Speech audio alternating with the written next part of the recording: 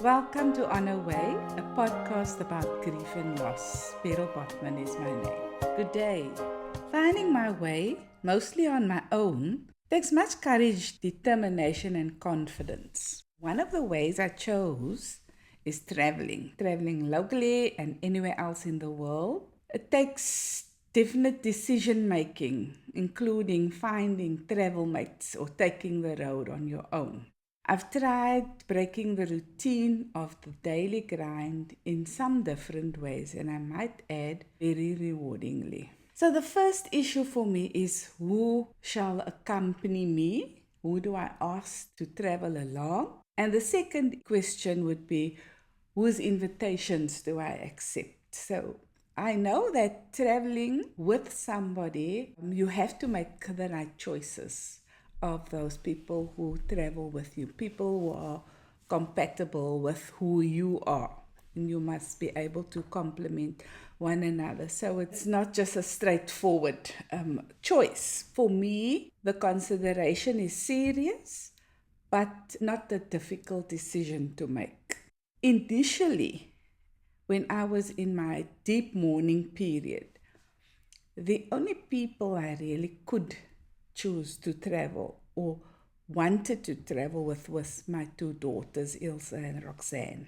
Because at that time I was in a phase of allowing myself to be led after Russell passed. And so I let my daughters take the lead because I felt safe. I felt safe with them, and I felt safe them knowing when I would prefer to be on my own and when I would prefer to have company. But I have decided to let myself be led at that time because I knew that it does me good to step away from the ordinary and do something outside of the daily routines.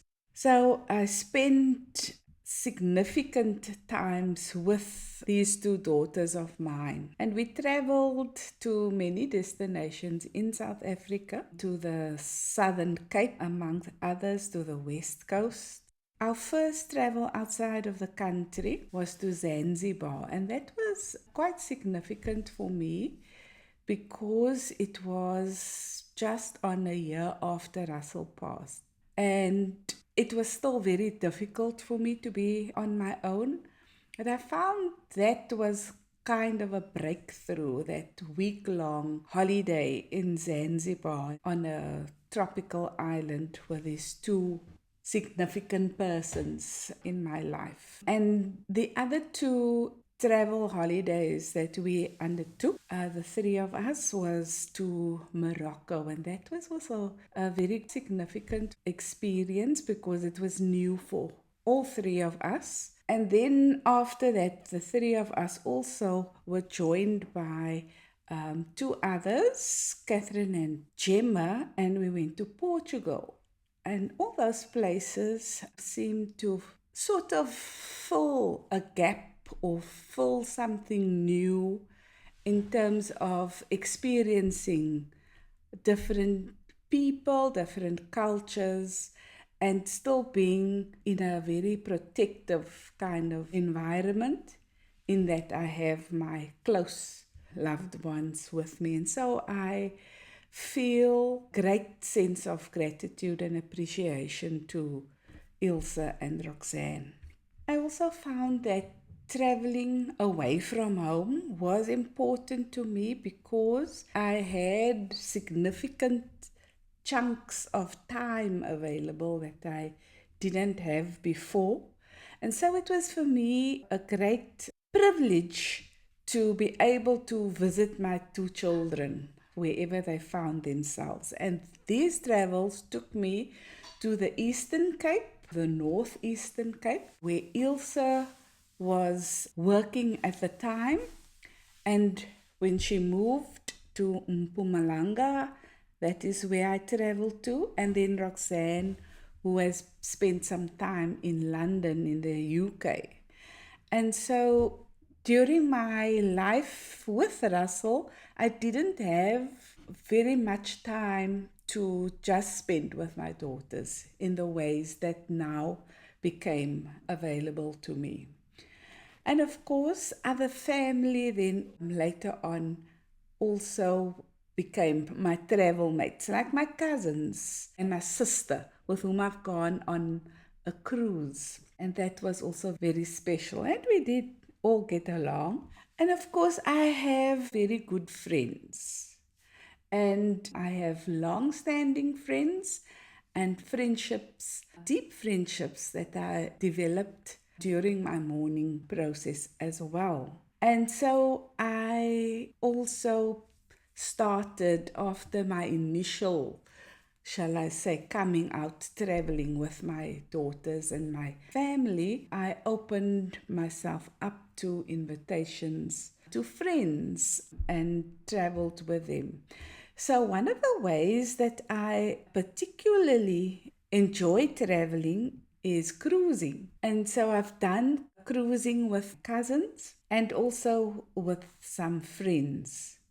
And so, I've started cruising locally in Durban and to Walvis Bay, as well as abroad to South America. And it is strange how my traveling patterns kept on finding new groups. Now I had my friends, I had my family, first my daughters, and then broader family, and then friends, and then eventually a combination of friends and family that took us on a cruise to Mauritius and Reunion and Mozambique. So I'm telling you all of this because in my reflection on how I traveled, why I traveled, with whom I traveled, at the time I didn't pay much attention to that. But as I am in preparation of this podcast, I am thinking about that and I can see how it grows with me and my independence and my courage in terms of who I travel with. And so maybe I should say I like cruising because it is a safe way to travel. It's very entertaining and it's low stress in terms of having to make decisions about where shall I drive to, what shall I do for the day, that kind of thing. And I find it quite relaxing. The other way in which I like to travel is doing road trips. For those who know me very well know that I love driving. I love driving my car. I can drive people anywhere and simply love it. So I would very often be the one to initiate road trips. That started becoming another way for me to travel. It took me to the West Coast, to Wilderness, to Hermanus, to Namaqualand, and to the Southern Cape. And with different groups of friends. And those were also opportunities on the road is to just relax and be comfortable with my friend. I say it's a small group of friends, but other people tell me they're quite a large group of friends.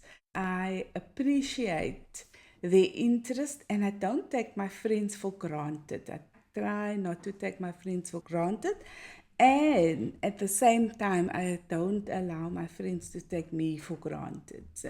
And I think that is for me an important principle, especially when one travels, that I can be open and free and we can talk to one another. That includes family and friends. And then traveling is not only a way to spend time with loved ones or to see new places, but it is also a time to unwind, to see new things and experience new things takes one's mind away from the everyday dealing with everyday issues. So traveling is a way to refresh and renew so that whatever challenges you still need to face, you have new energy. Being unwound makes you relaxed and appreciate something else. And especially when you travel, my experience is that when you travel, you most likely experience new environments that are beautiful and attractive and gives you a good feeling to be there. So that helps with unwinding and with clearing my head and helps me to sort out my thoughts. So while traveling takes me away from my daily issues, it doesn't disappear when you travel. But I seem to find when I travel, I can consider my major issues or decisions that I have to make in a much more relaxed way. And so, what I found was that I make major decisions while I travel, or I know my mind is clearer about which route to take when I travel. And I have two examples. The one was when I was traveling on my own to Central Europe. I came to the decision to change my community of faith. And that for me was a major decision. But during that travel, I could make that decision. And another life decision that I made was to live in a retirement community. And that decision I also made. I knew while I was traveling that this is a decision that I think I'm ready for. So that's why traveling for me is important. It's not just about fun and games. It's just about recollection, thinking, and putting my life into perspective in order to take decisions. Yes, and traveling is also self-care. And I find in a very real way, I have spent more time in self-care in terms of physical self-care, of taking time to do all my routines that I sometimes skip in the busy routine of every day. So not only self-care, but self-restoration, time for self-reflection, and yes, self-indulgence, to enjoy whatever you feel like doing. Why not? Although I prefer to plan well ahead, I also allow some impulsivity. I can travel at the drop of a hat, but actually love to plan ahead. And the things that I have to consider, whatever travels I undertake, is affordability. Can I afford to do this thing? Can I afford to fly somewhere, to sail somewhere, or to drive somewhere? And so I have to also consider that for me and in my personality, that I explore new destinations. That I don't go to the same place every year, every time that I have a vacation. And one of the major things is safety and security. Wherever I go, I try to avoid anything dangerous as far as I know. I love entertainment. I love live music. And so I do that in my daily, my weekly, and my monthly planning at home. So when I travel, I like to incorporate that as well in my travels. And so I explore my interests on my travel, but I am very much open in allowing new interests to be triggered. I consider myself an adventurous traveler. I'll try anything. Anything new, anything different, I'll at least try before I decide I don't like it.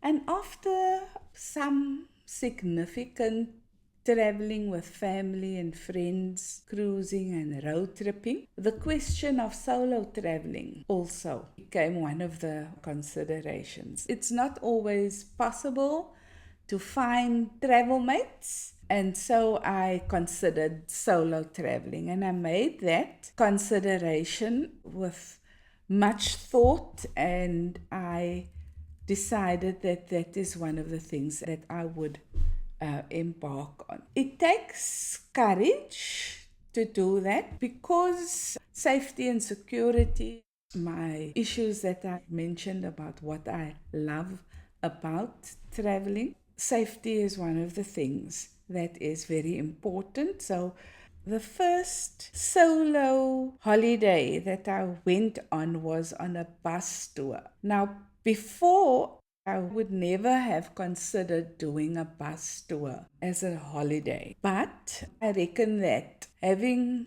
a guide and having all your accommodation and excursions pre-booked seems like a good idea. And so I went on the bus tour and I enjoyed it tremendously. And that gave me the confidence to do more solo traveling. I choose the kinds of solo traveling that is convenient for me, which means that I only plan my dates and my flights if I'm flying, and for the rest I can go with the flow. I also learned that I have to manage my expectations, read as much, do as much preparation and research, and also know what my preference is in terms of length of the vacation, how long do I prefer to travel. And in my solo travels, I found and I discovered that there are many solo travelers out there. I'm not alone. And so together, people are mostly kind. I actually haven't met any nasty people on my holidays. I must say, I would prefer to travel with somebody that I know than travel solo. I have to be honest. And on the other hand, I will rather travel solo than not travel at all. Fortunately, I can travel on my own because I love my own company. I'm not shy. I can make conversation, start conversation. I am not easily intimidated to shake off unwanted company. Can make things very clear quite quickly. I love exploring new places and ways of traveling. And I love food. So I appreciate new and adventurous cuisine, and I'll try anything. I might not like everything that I try, but I am not a traveler that would go into new experiences and expect the things that I'm used to at home. I believe then I'd rather stay at home. And so I'm recording this podcast at a stage where I am planning on another excursion with a friend of mine who invited me, something I would never have considered, but it is yet another challenge to myself. And I will go on a walk in the Greater Kruger sometime very soon. And I think I'm starting to look forward to this walk in the wild. I recognize that traveling is not everyone's cup of tea. As for me, I can only recommend it. I appreciate doing things I love and at the same time being challenged to experience something new, something unexpected, exciting. Traveling invigorates me. That's how I come to consider new paths, new avenues, new ways. Do what moves you though. You have been listening to Finding New Ways on my podcast On Her Way with Beryl Botman. Walk tall, tell it all. You've been listening to On Her Way with Beryl Botman. You can purchase my books online on Amazon, Takealot, and at bookstores like Exclusive Books, Bargain Books, independent bookstores, and Barnes & Noble internationally. To connect with me, please follow me on Facebook to learn more about my book launches and talks. You can write to me at beryl.botman60@gmail.com. Thank you for listening.